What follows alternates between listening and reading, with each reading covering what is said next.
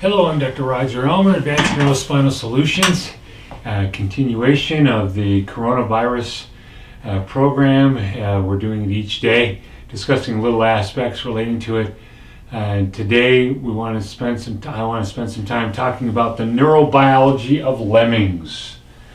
You remember lemmings, those little rodents that like to work in groups and like to how do you say it? Follow each other off a cliff. I guess they have some sort of craving for the smell of lemming butts. Who knows? But they tend to work in large groups, and this is one of the things that my father would say: never underestimate the power of active ignorance in large groups. Right? It's amazing what can happen. And what is it? Mark Twain also said, what you know can't hurt you, it's what you know that just ain't so. And so much of what we believe in this world just ain't so.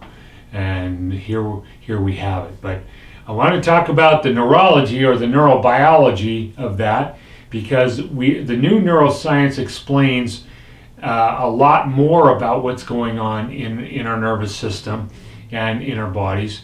It tells, we already have talked many times about the concept of neuroplasticity, where we're creating linkages with nerves up and down the line, from your toe all the way up to your head, and from your head all the way down to your toe, and to different areas of your body, and that those pathways link a sensory organ to the brain, or the brain to a motor effect, and we use that to create literally everything that we do from a motor point of view. And from a neuroscience point of view, there are really only two things that the brain does, and that's contract muscles and secrete stuff. Everything else is a product of that, and even thinking is a product of movement. And we know that from Roger Sperry back in Caltech back in the 30s, 40s, and 50s.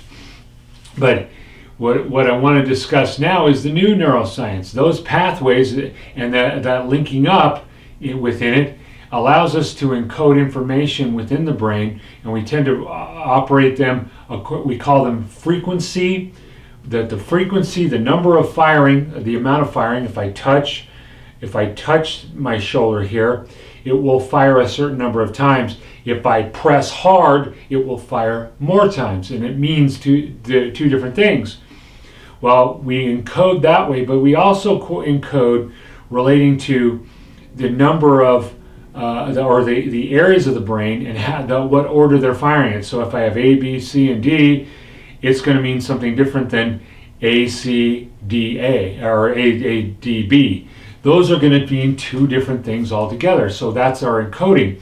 Well, now we know that there's another encoding altogether, that literally when you fire a nerve, it's like firing a wire. When you fire a wire, it creates a magnetic pulse, a lot like radio wave. And that magnetic pulse radiates throughout the inside of your body and communicates with different aspects of your body. And so we're using that at a heightened level. Also, it leaves our body. These wires firing actually connects us to other individuals. Their firing and our firing talks to each other. It's kind of like some of my friends. I mean, we have mutually compatible neuroses, and so we get along really well. We have some of my voices are the same voices as theirs, and I'm sure they communicate, in our heads. So, and they take some of the same medications. But in all of this is the new neuroscience, and it's not junky or junk science. It's not woo-woo science. It's actually in research papers.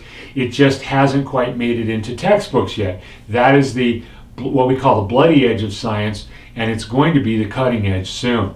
And so that explains, and it's interesting because the scientists say that it connects us with each other and accounts for our intuition, our ability to know what other people are feeling and thinking, and that. But then they go so far as to say that impulse goes to source, whatever that is.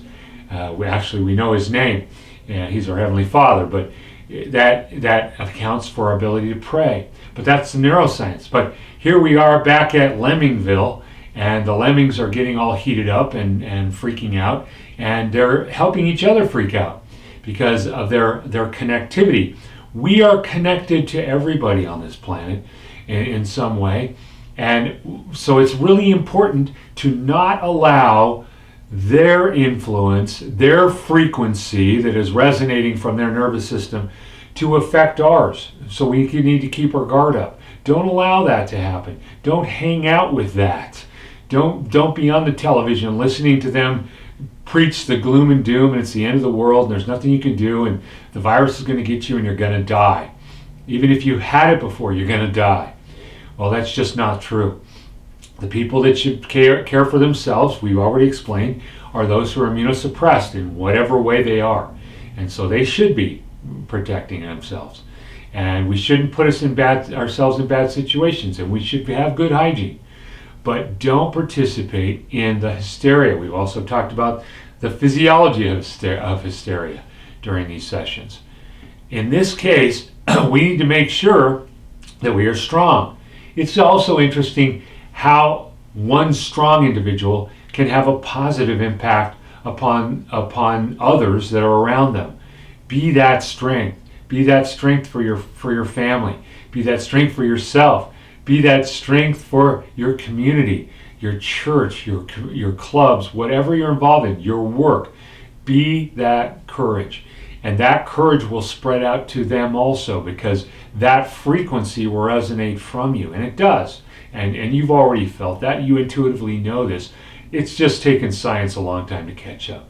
So I want you to have a great day and guard that. Don't be a part of the lemmings. Don't be on the television listening to all the gloom and doom and the deadly coronavirus. We've discussed that concept before. So, and I hope you have a wonderful day. Enjoy your family. Keep them close to you. This is Dr. Roger Elmer, Advanced Neurospinal Solutions. We're here when you're ready to take your life back. Thank you very much. Bye.